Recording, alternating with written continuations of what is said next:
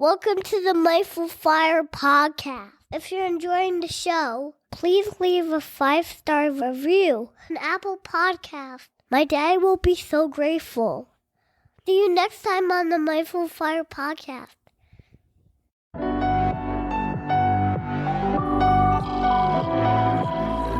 Welcome to the Mindful Fire podcast, a show about crafting a life you love and making work optional, using the tools of mindfulness, envisioning, and financial independence. I'm your host, Adam Coelho, and I'm so glad you're here. Each episode of the Mindful Fire podcast explores these 3 tools through teachings, guided meditations, and inspiring interviews with people actually living them to craft a life they love.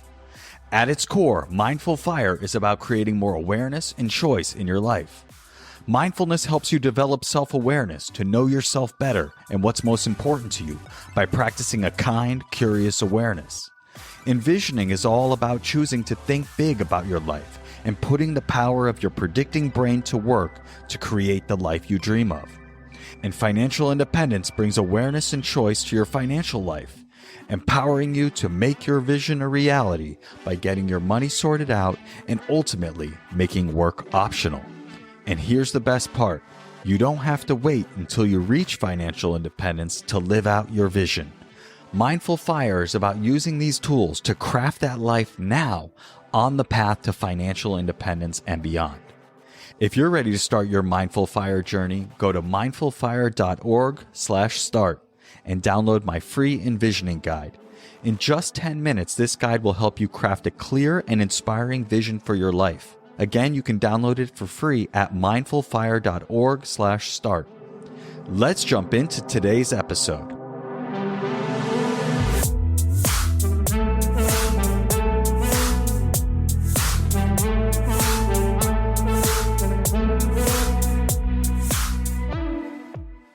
Maggie, welcome back to the Mindful Fire podcast. I'm so glad to have you back.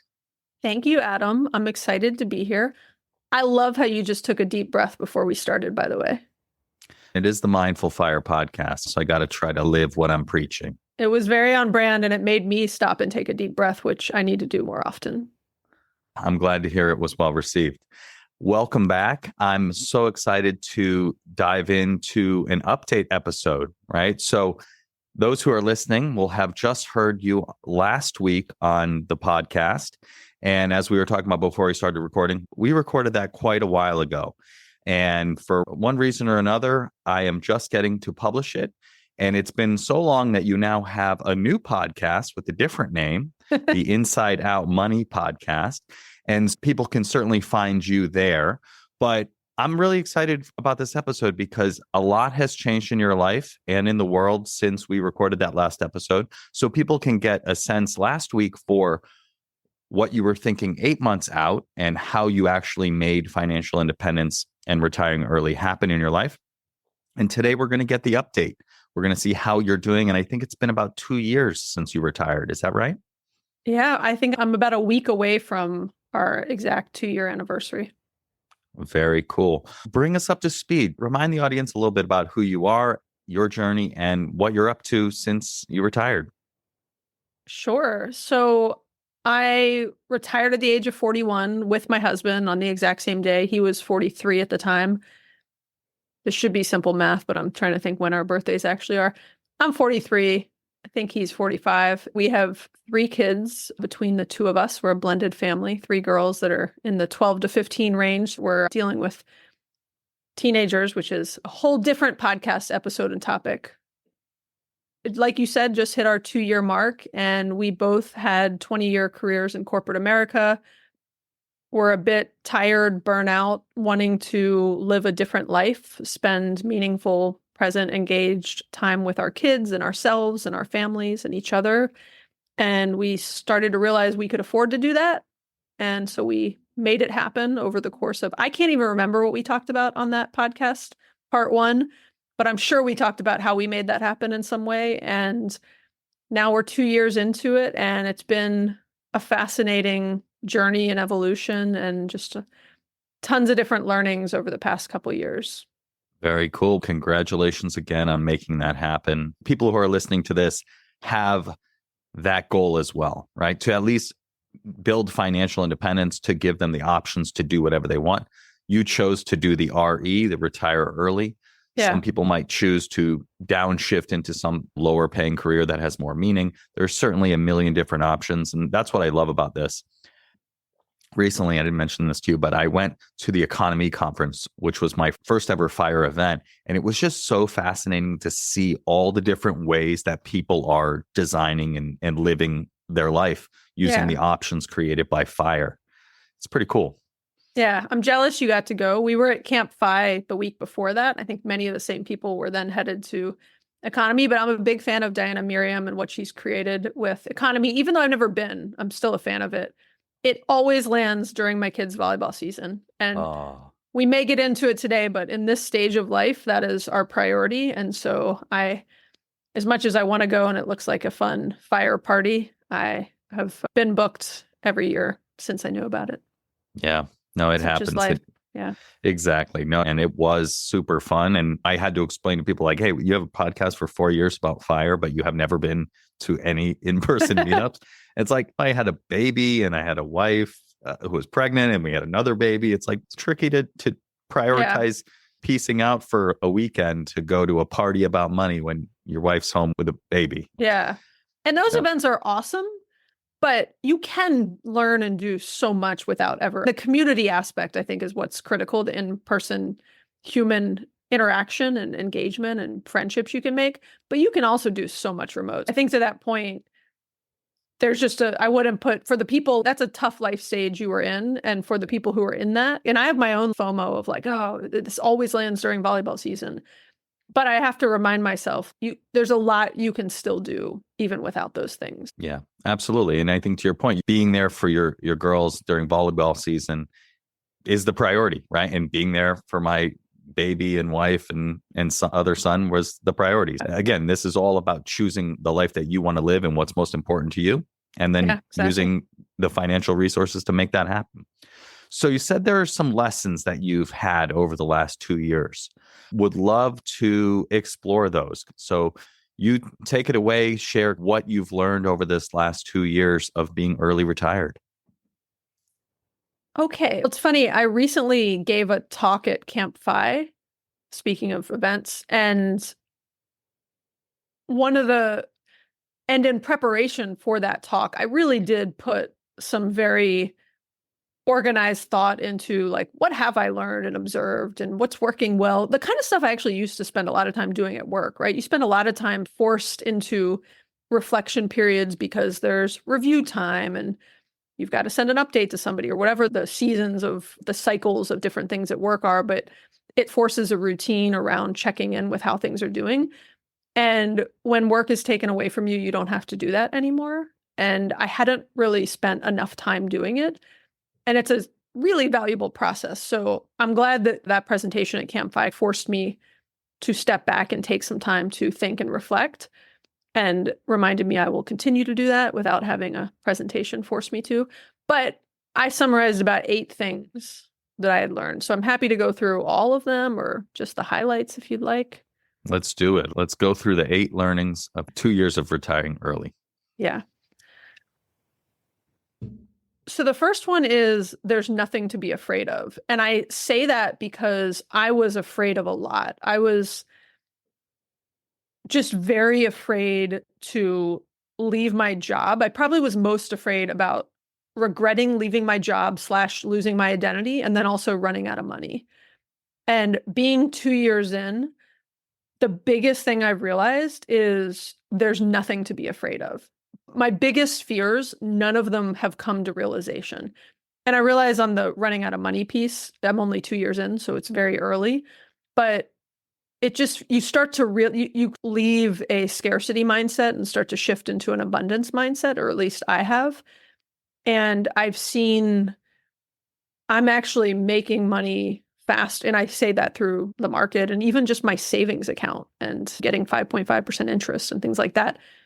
I've got more money now than when I retired 2 years ago. And I lost two very lucrative paychecks coming into this house between me and my husband. And so that's a great feeling and just a realization of all the stuff I was the most afraid of has not come to fruition.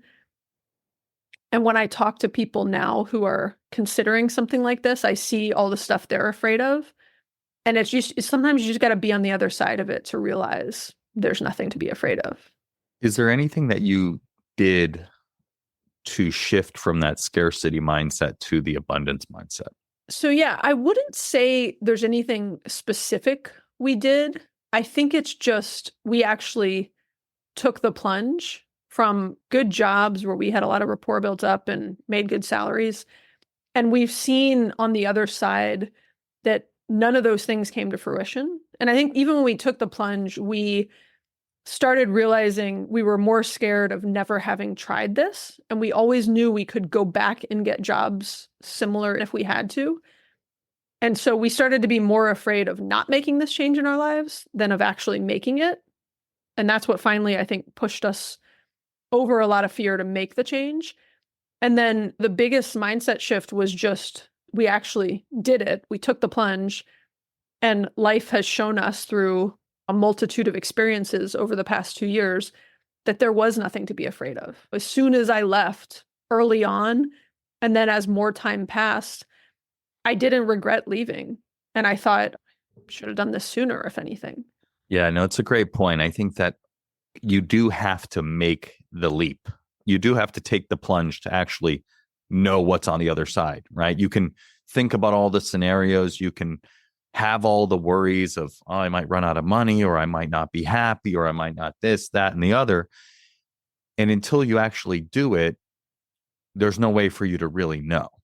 And saying that as a person who hasn't taken the plunge, but I've had a lot of conversations with people who are very worried about not being happy on the other side, or getting to the point where they have financial independence, but they are so afraid of that next chapter because they really don't know what they actually want. And so I'm a big fan of getting clear on what you actually want your post-FI life to look like, taking steps now to actually practice it and try it and figure out, do I actually like this thing, or is it maybe a little bit different? And then what I'm trying to do is I'm trying to build this life now. And then when the time comes to make the leap, it's just like continuing on the path that I'm already on. Yeah, I agree exactly, Adam. And I think the summary of that is like, there's just only so much you can do to prepare. And I wholeheartedly believe in like not overthinking it at some point. I think there's some value in putting thought into exactly what you said, which is thinking about what you want your life to look like on the other side, but not getting caught up in all of the unknowns and the fear and the what ifs, because you can't predict that stuff. Even if you had stayed working, you can't predict what's going to happen. No, it's true. So at some point, there's just only so much. It's only worth putting so much energy against that. Yeah, that's true. And then when you got to the other side, it was very clear that there's nothing to be afraid of. All these things that I was worried about haven't actually happened. And things are better than I expected. Yeah. On that point, one of my big learnings was just, and you said this a second ago, but was just the experimenting and pivoting. I did this a lot at work in the particular types of roles I worked in anyways, but of all those things you're afraid of and can't predict and all this stuff, like you have to remember you can pivot at any time. And I had to remind myself I can pivot at any time. And in the current world I'm in, where I don't work for anyone else, I have, I shouldn't even say 99%. I do have 3 kids and I feel like I work for them, but I have a lot of freedom to change things up. And it would take me, I was comparing it to like when I was at work, it would take me a long time to be able to optimize and pivot because there was a lot of bureaucracy and I couldn't just like on a dime change something. But I can do that now, right? Even when I've been like stressed out about certain volunteer roles I have, and I've had multiple people remind me like, you can stop any of that tomorrow, right? It doesn't mean I want to just quit on something and not see something through, but I can. I have way more freedom to experiment and pivot. And I can only plan ahead and anticipate so much, but I can constantly adjust with real-time data of what is happening around me and what I like about it and what I don't like about it. I love that. Yeah, that makes a lot of sense. All right. So that's 2 learnings. What else? That's two. A big one is to be patient and kind to myself. I got this advice from many people before we made this plunge at events like Camp FI that was invaluable, that it was going to take 12 to 18 to 24 months to feel like normal again. And that I was going to go through all these weird feelings. Even though you think on the other side of leaving a stressful 20-year corporate America job, I should be like, oh my gosh, this is like vacation. It didn't feel like that. And I think just a big learning, and again, I'm passing this along because people told me this and I've experienced it verbatim myself. It takes time to detox, to shed your old programming, to rewire yourself after 30 plus years of other adults telling you what to do, parents, schools, bosses, after 30 plus years of a hustle and grind. Before I was working in corporate America, I worked for a long time in other jobs throughout high school and college, and I worked a lot. And it takes a lot of time to deprogram and detox that. And to shift from focusing on other people to focusing on myself. I went through all these feelings of ennui, which I might have talked about on the first episode. It'll be a surprise to me when I hear it too, because it's been a while. But you just have to, it takes time to let go of the old you and walk into the new you. And I think throughout that time, you need to be very patient and kind to yourself.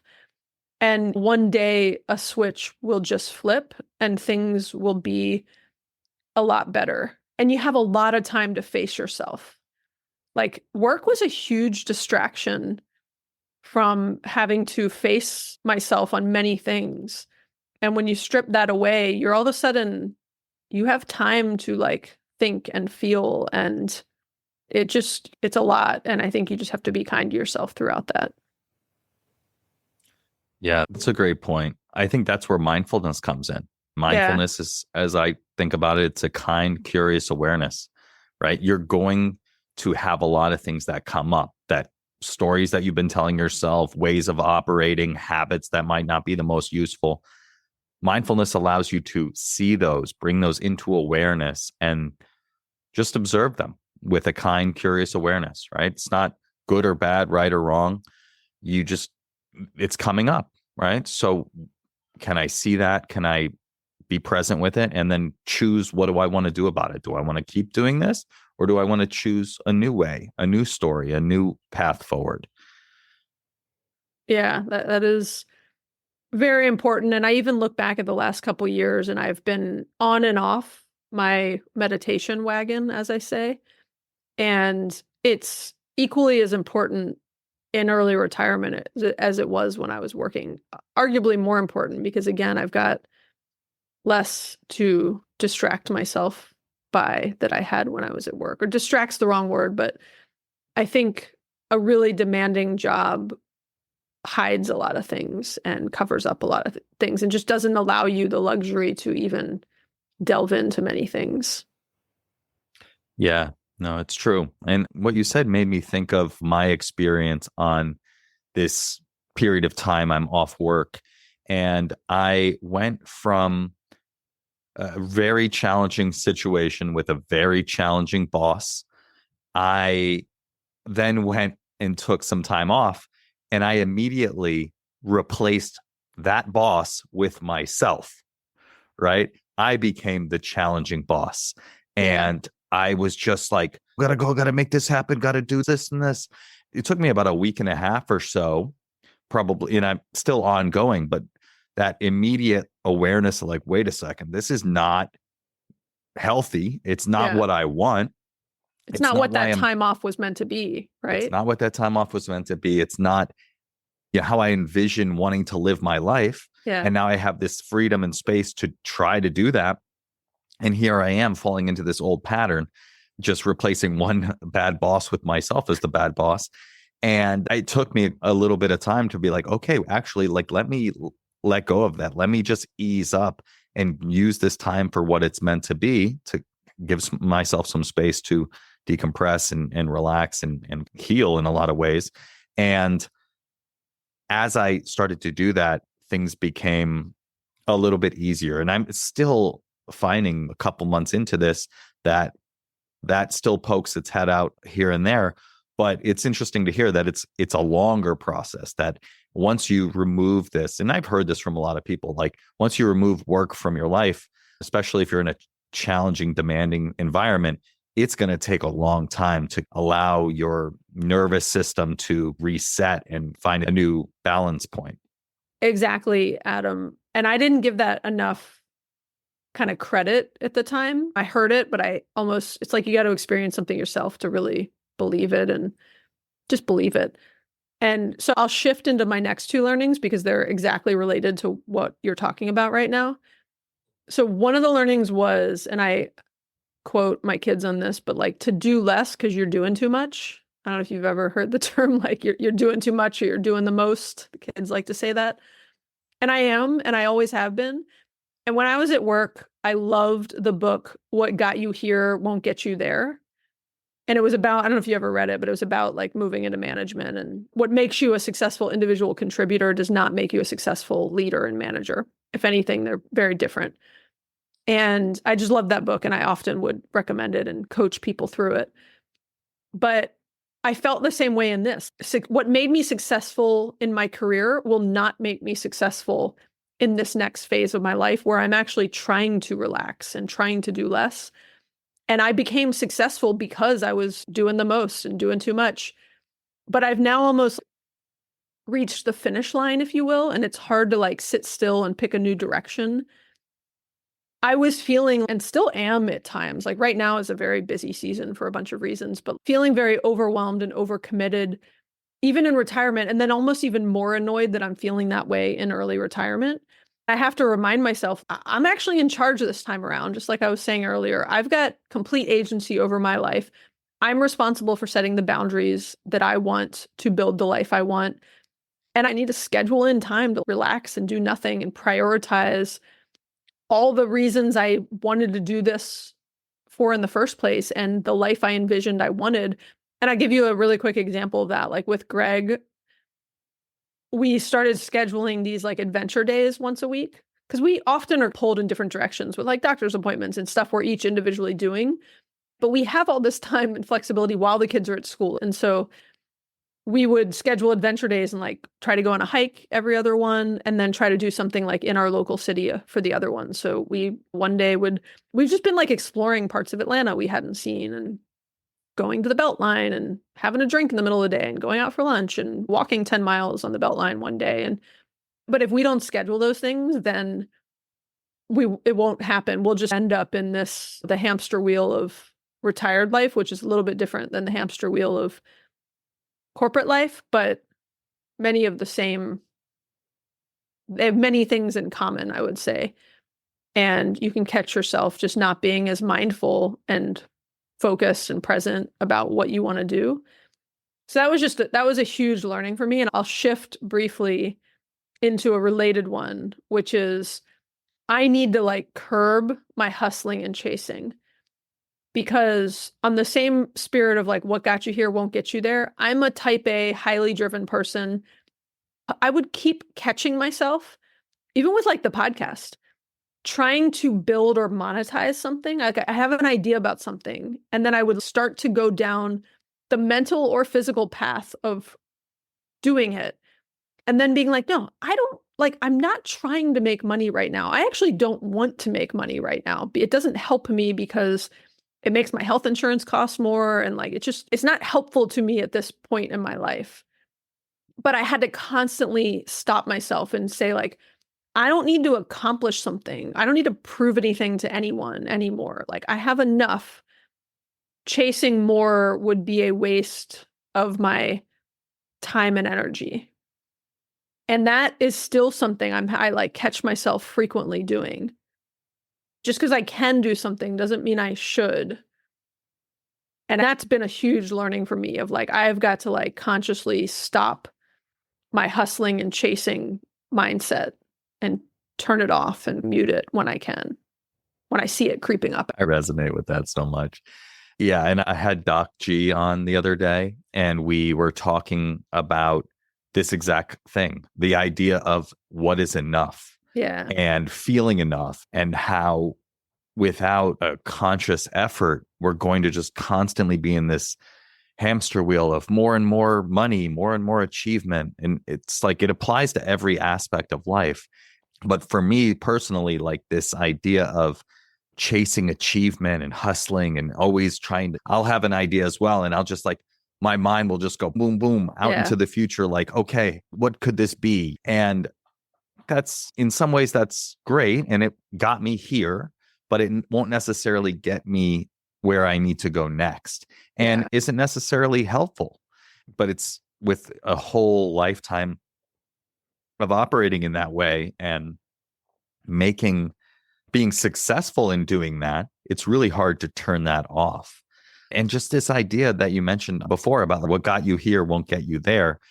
Yeah, I think that makes a ton of sense. And people that I talk to that have reached financial independence, they've accumulated wealth, they've built wealth, and they've gotten to the goal. But now the next chapter of their life actually requires something different. It's not more extreme frugality. It's not more hustling at work to get the next promotion to make more money to reach the path faster. It's actually turning inward and asking tough questions about like, what do I actually want my life to look like? And how do I start to make those things happen? Or anything that's helped you turn the volume down on that kind of hustle mentality, that accomplishment. The word that's coming to mind is addiction, but I don't know if that's how extreme it is for you, but like anything that you've done, practices or learnings or books or anything that's helped you let go of that hustle a little bit? That's a really good question. The biggest thing that's helped me is probably just the ongoing experience of the realization. And then as it's happening, noticing it and checking in with myself about it. But I would say meditation in general, I think helps with that because it definitely makes me more mindful and thoughtful and engaged in my day-to-day life. But no, there's not like one silver bullet. I'll shift to another learning that is a little bit of the answer to that. You couldn't have lobbed that up better for me, Adam. It's going to maybe sound a little counterintuitive, but hear me out. So another big learning over the past couple of years is the value of structure and routine in my life, but I think almost anyone's life. And I love the what got you here won't get you there. In this case, what got me here will get me there. So there was the one thing that I can there's a lot of things that are valuable about work, but the one thing that I really looked at that I had when I was working that I didn't have when I retired was structure and routine. And I was realizing that I can still have my freedom, but within a framework and with some intended structure and routine that I can adjust whenever I want. But that was a huge one to me. And so with that structure and routine, and this kind of goes to what you were just asking, I now schedule my workouts in. I would like to say I schedule my meditations, but I'm a little looser on that actually happening when it gets scheduled. But I've got a routine around when I work out now. And that's putting me first. And that's a piece that's not about the hustle and grind and trying to chase something. Or you could argue it is, but it's something that's important to me.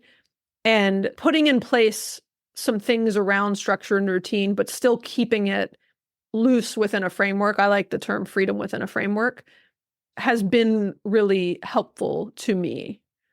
Because what I didn't feel like when I left work was that I all of a sudden had 8 to 10 extra hours every day. I very quickly was like, where's my time going? I had a little bit of decision fatigue because when you wake up in the morning, the options are endless. I'm a terrible journaler, but I almost wish I'd written this stuff down.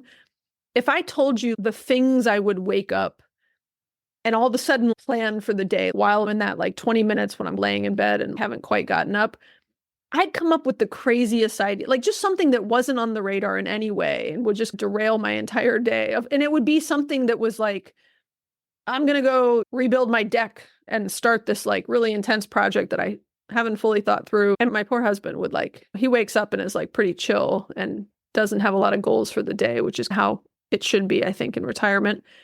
And I wake up and my mind is racing and I have a million things I want to do. And so anyways, the structured routine and scheduling in and building in the things that are important to my own self-care and relaxation and health and other priorities that I want to focus on have been a big win for me, and something that I didn't give a lot of importance to in the beginning.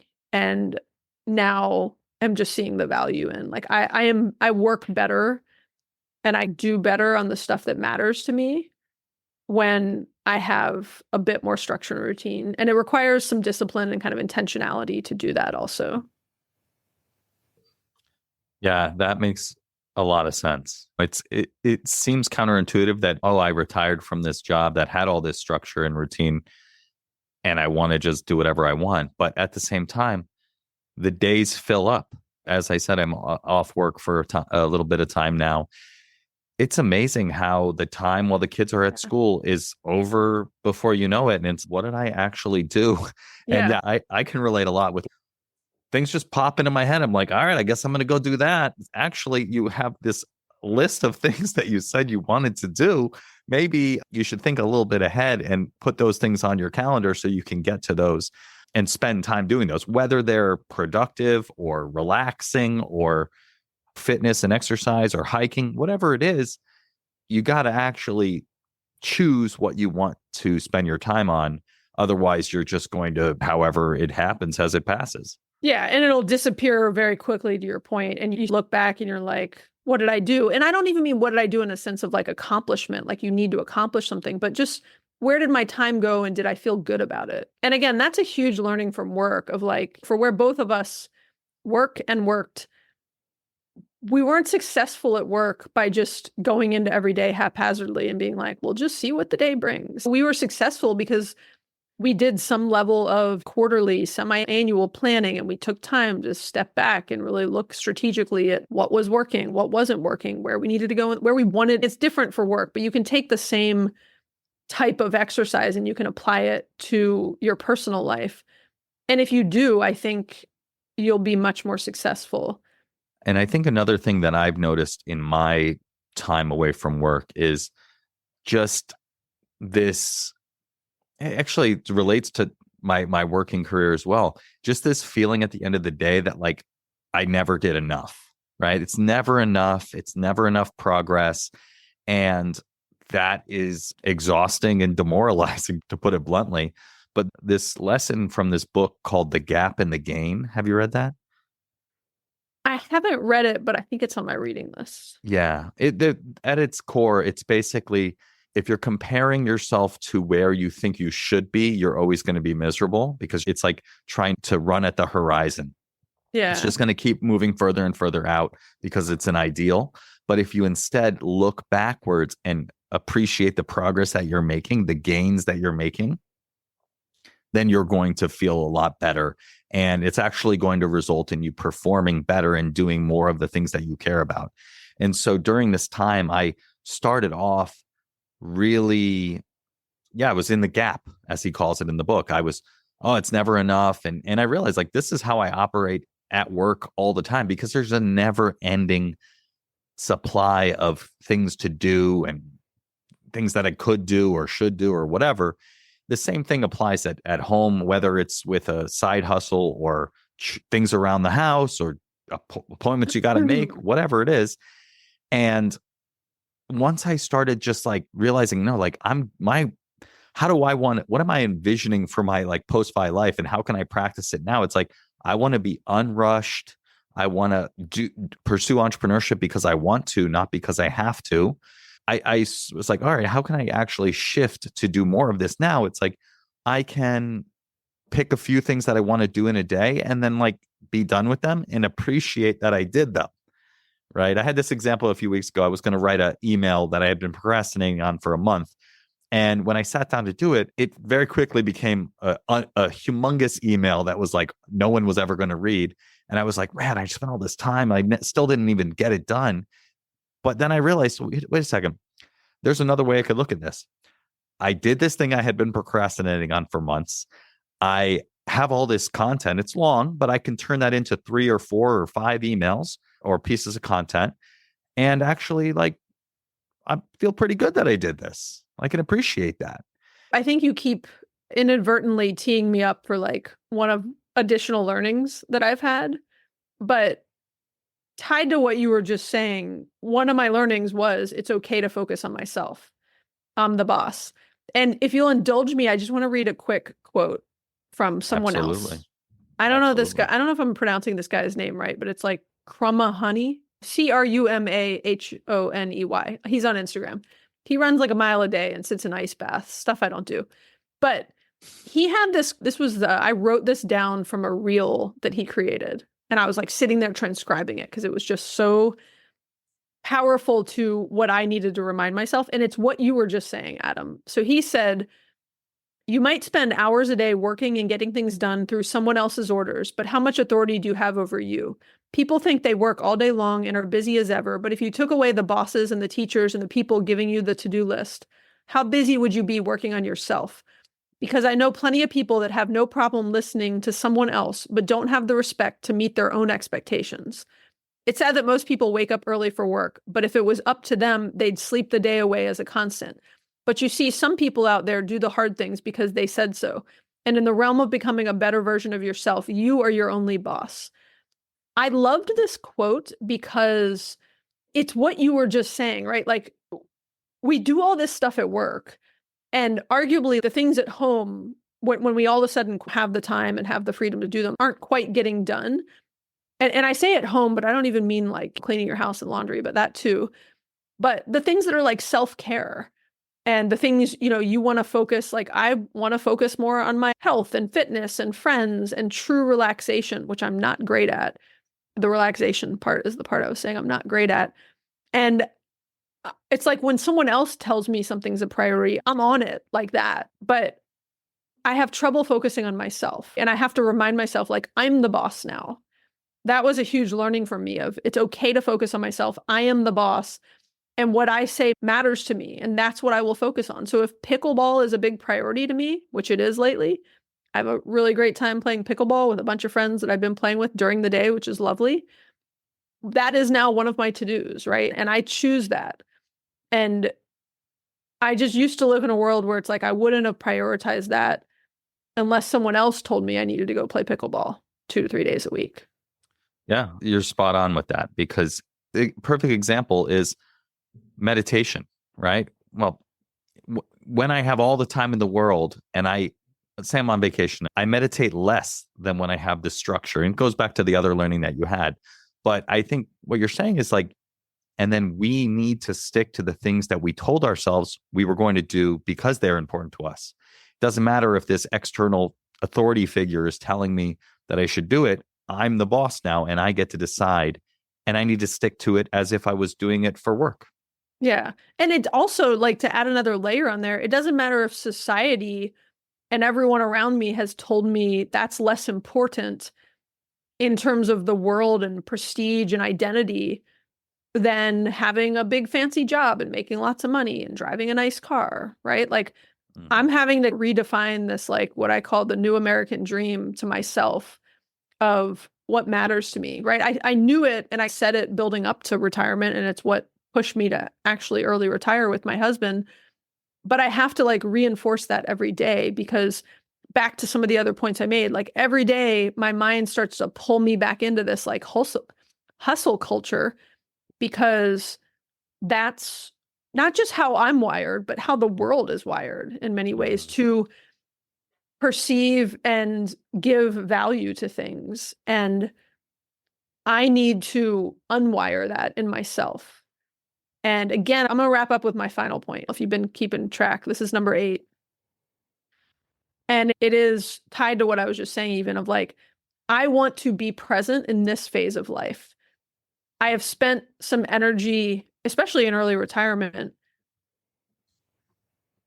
almost being like sad about what I can't do. So I'm like, oh, I can't make economy and I really want to. And like, that would be fun to me. And I can't go walk the El Camino, which I've heard so many great experiences about. I want to hike the AT and other things while I'm young and still can. And I can't do many of those things because I have 3 kids. And arguably I technically could still leave them, but I have 3 kids. I have 6 years left with any of those kids left in my house. The youngest will be off to college in 6 years. The oldest will be off to college in 3 years, which is shocking to think about, but yes, in 3 years. And so I've got 3 years left with all my kids in the house. I've got 6 years left with any of the kids in my house.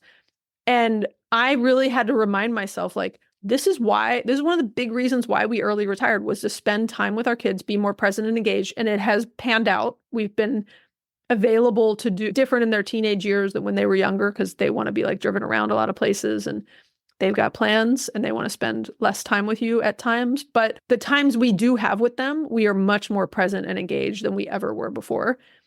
And I want to lean into this phase of life, recognize like, yep, I can't travel long-term full-time now, but that's okay. I'm going to focus on the one thing I can do during this phase of life for the next 6 years. I have 2,288 days left before our last child graduates from high school.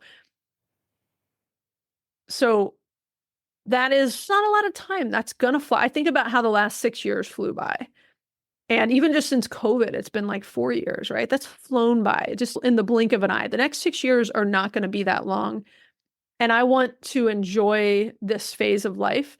There will be future phases that Greg, my husband, and I can enjoy after this phase of life, which will be some longer term travel and other things. But I can't ever get this phase back. And I got to remind myself that, because like, I know you've got 2 young kids, Adam. There's days where you're not like, oh, this is lovely. I'm going to like, you probably spend a lot more days being stressed out and tired and overwhelmed, and somebody literally screaming at you or crying at you. And you have to like remind yourself, this isn't going to last forever. And I spend like 12 to 20 hours some weekends in a volleyball gym this time of year, watching 2 of our kids play volleyball. And I love it, but I'm also like exhausted from it and tired of it. But like, I know there's going to be a time in a few years when I miss that. And I'm like, man, I'm gonna get like a little emotional saying it, but man, would I give anything to go back to that time? So I'm going to sum this up before I really start crying on here, Adam. But like, I want to lean into this phase of life and appreciate it, because I won't be able to get it back, and it'll be gone in 6 years. Yeah.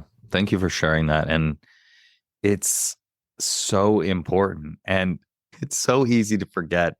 I was laughing as you were imagining what my life with 2 young kids looks like. And it is it's chaos. Yeah. Like my son was losing it constantly yesterday. He was just in a mood, and he was just, anything that popped into his head that wasn't what he expected, even though he was literally just making it up as he was going, he was just crying and losing it.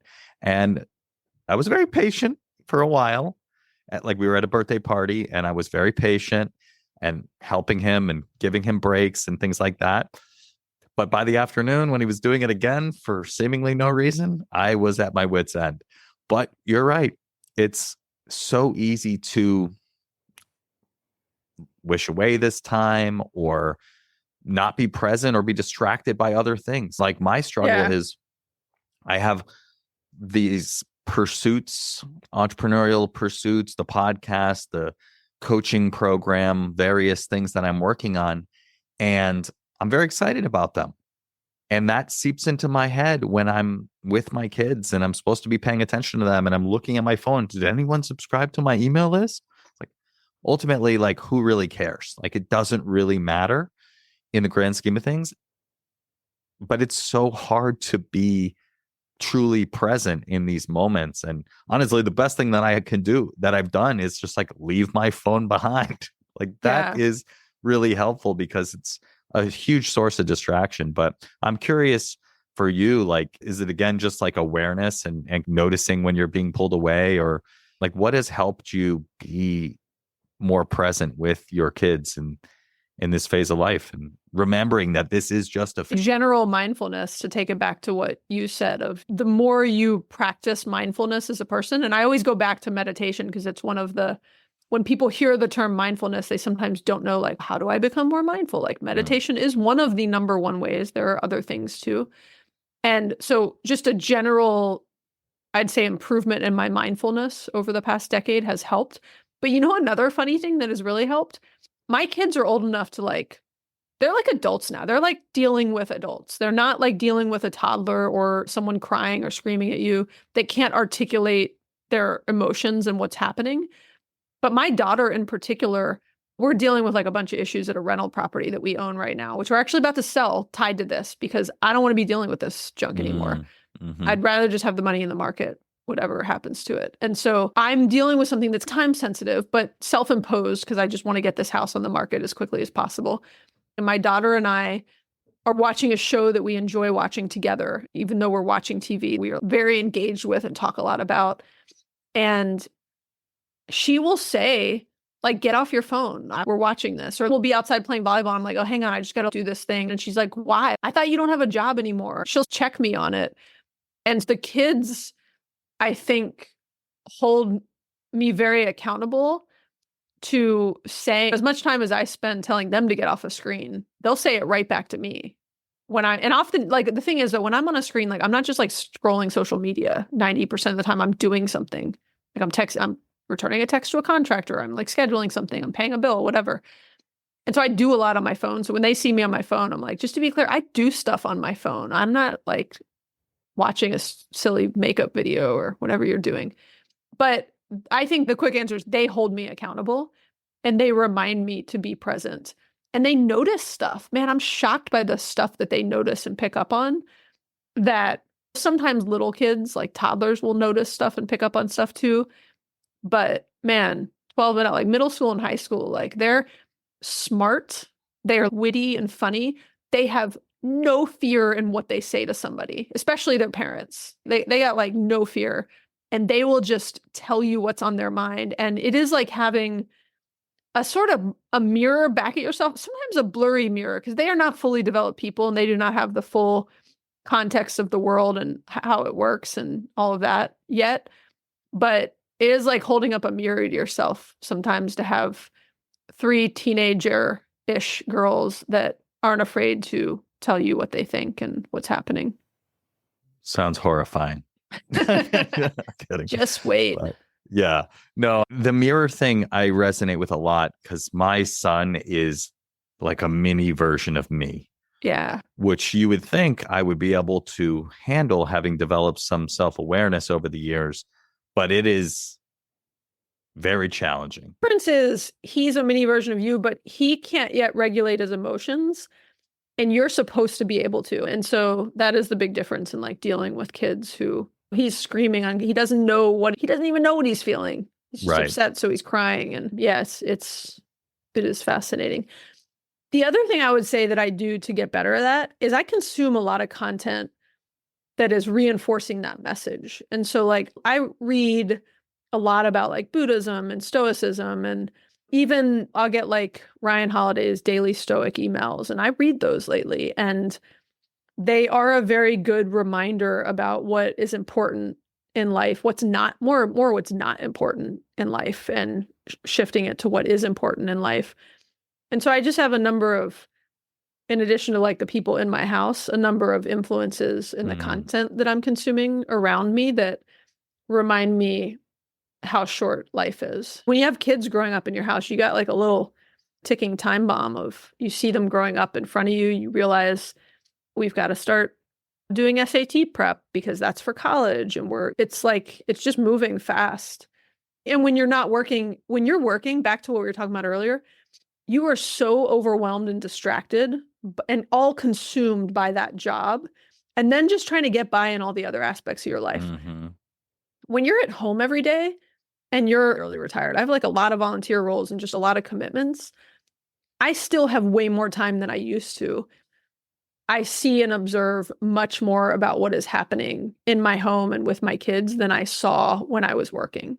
Mm. So I'd say that's another big thing is like, I've just got the gift of early retirement, which is I'm more present and more engaged and have a almost daily opportunity to remind myself how short life is and why I want to lean into this phase of life and that I have another phase coming up. And I think when you have something to I sound bad because I'm not saying I'm like looking forward to my kids leaving, but I am looking forward to being able to do some like longer term travel and like go spend month in one town in Italy and not moving every 3 days. And there are things I'm looking forward to in the next phase of life, but I'm really trying to like push them off and recognize like I won't be able to get this phase back. And so that is just a daily almost daily reminder, I'd say, I give myself. Yeah, a lot of great points there. And the last thing I'll say on this is just this, it always, in the moment, it feels like, oh yeah, I just got to do this one thing. And my son's like, hey, Dad, get off your phone. Like, we're doing this. I want to show you this thing. And I'm like, wow, this is just this one little email off to this person. And it's like, to him, it's meaningless. And to your daughter, your paying bills or you responding to the contractor is as meaningless as you think her makeup video is. True. Yeah. Ultimately, either way, it's pulling you out of the moment. It's pulling you away from, and I say you, I mean us, it's pulling us away from being present with what is happening for our kids that they think is important enough to tell us right now. And like you said, there's going to be a time where he's not going to want to tell me these things anymore. He's not going to care to tell me. And if I stop responding to him, he's going to stop asking. Yeah, that's a great point. And it almost doesn't matter what the retort back is of what I'm doing on my phone. It's like, get off your phone. You just got a reminder. Get off your phone and go do that thing. Sometimes something can't wait, but a lot of times something can wait. Most of the time it can. Yeah. Cool. On to the Mindful Fire Final Four. Are you ready? I'm ready. All right. So the first question, I'm switching it up today a little bit. It's always about envisioning, but I've been on this kick now where I'm really adamant that you shouldn't wait till you reach financial independence to figure out and start living the life that you dream of living. And so I'm curious, as you were on the path to financial independence and approaching the financial goal, how did you start figuring out what you wanted your life to look like?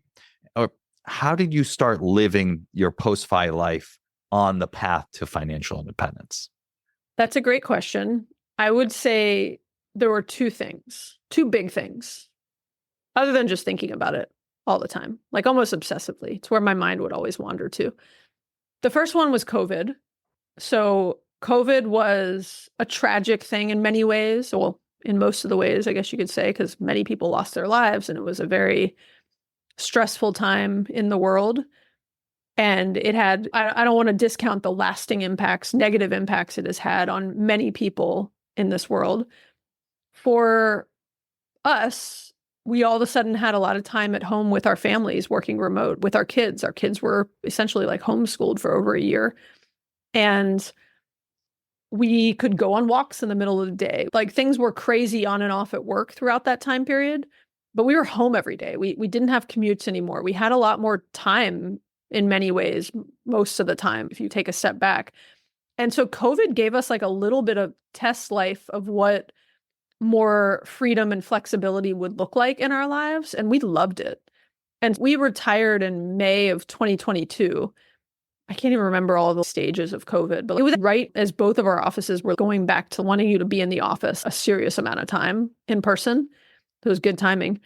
I gave almost 9 months notice to my company.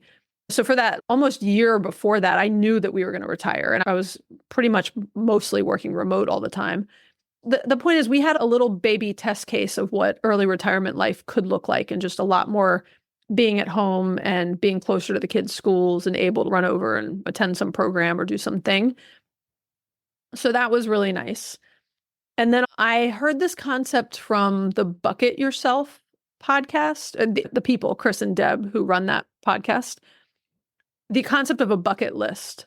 So I started a bucket list. Every time I had all these wild hair thoughts of all these things I wish I had time to do, which, man, if I had started this like all the time from when I was younger, it would have been like even longer. But I had like hundreds of things. I still have hundreds of things. I've only scratched the surface of my retirement bucket list.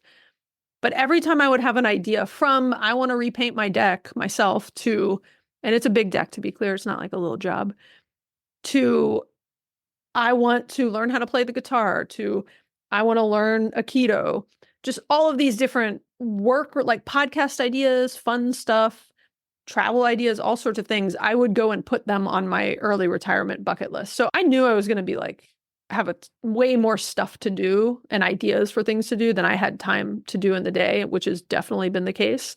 But those to me would be the two biggest things that kind of helped me figure out and plan for and like know what I wanted to do and how I wanted to spend my time, and that I was going to be okay and have lots to do. Yeah, you answered the question of how did you start testing and living into your post-FI life while you were on the path and approaching the goal.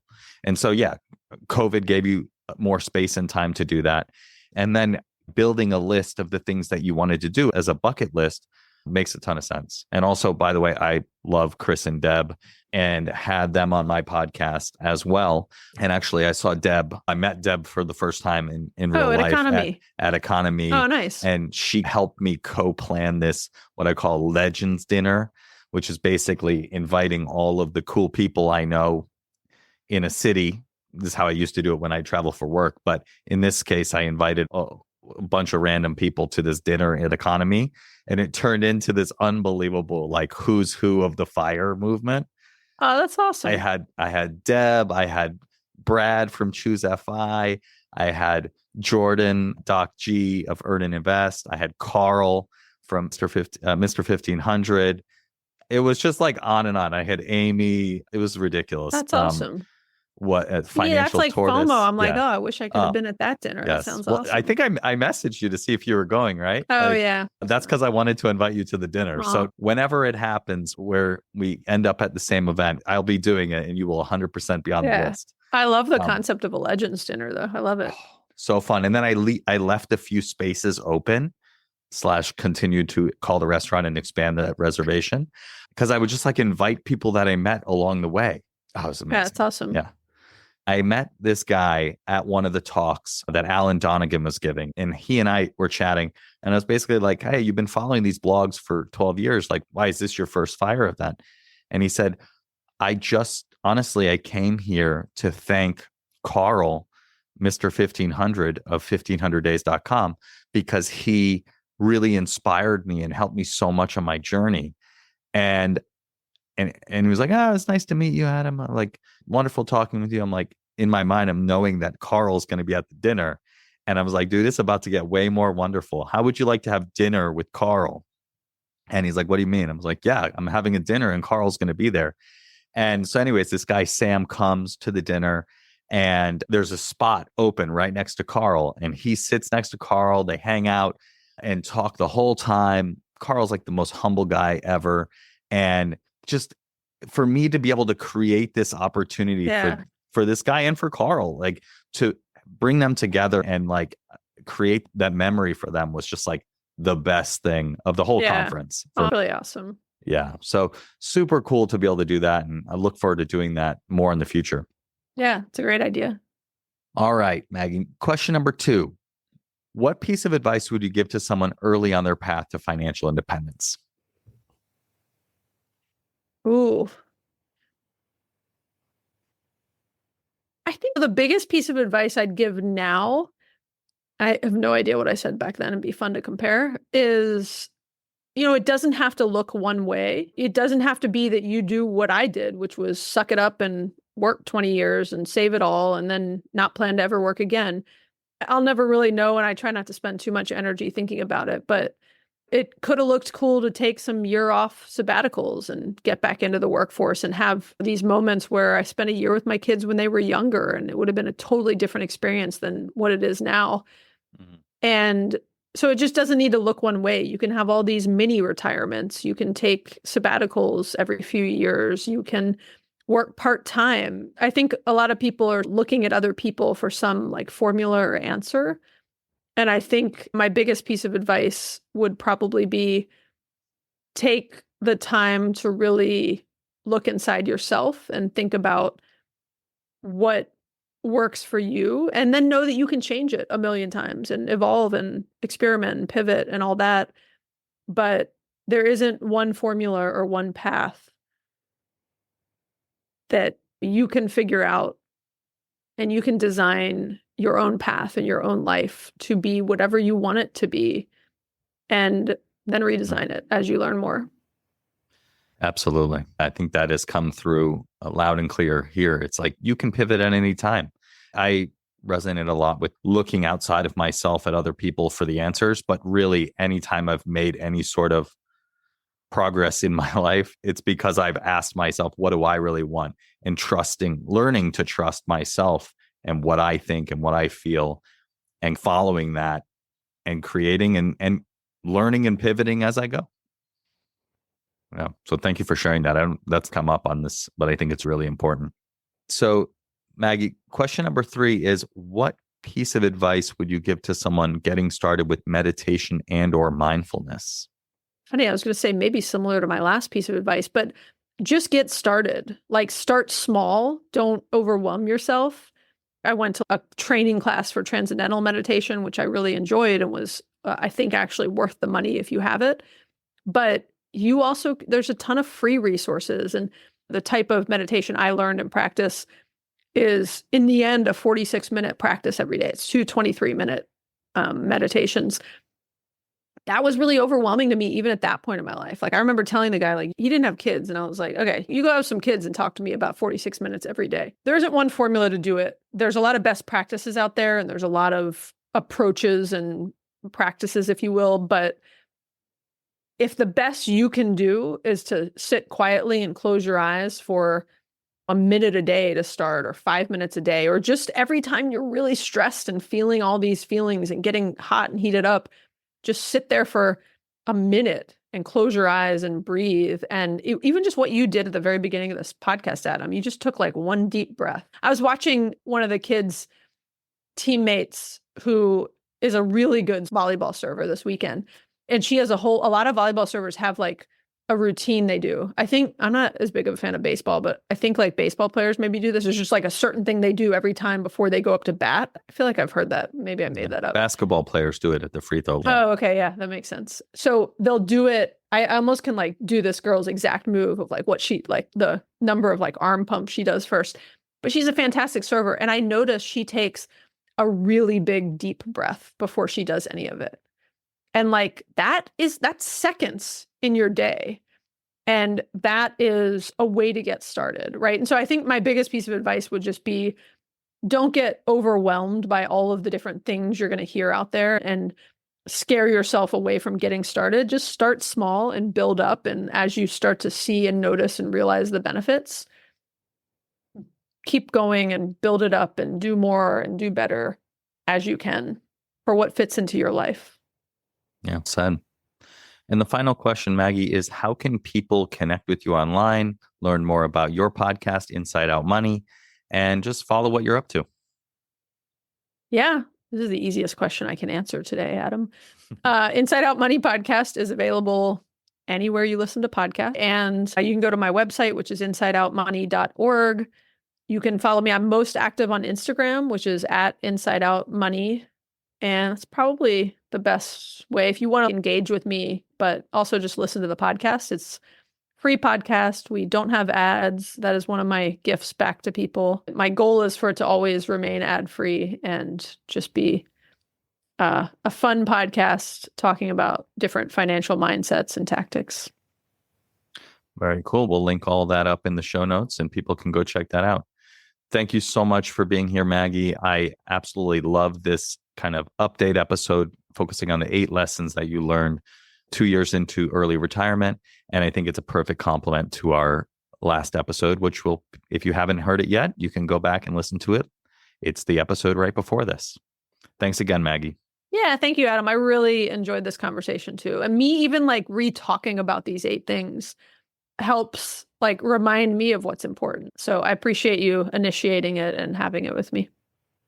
My pleasure. Thanks for joining me on today's episode of the Mindful Fire podcast. If you enjoyed today's episode, I invite you to hit subscribe wherever you're listening to this. This just lets the platforms know you're getting value from the episodes and you want to be here when I release additional content. If you're ready to start your Mindful Fire journey, go to mindfulfire.org/start and download my free envisioning guide. In just 10 minutes, this guide will help you craft a clear and inspiring vision for your life. Again, you can download it for free at mindfulfire.org/start. Thanks again, and I'll catch you next time on the Mindful Fire podcast.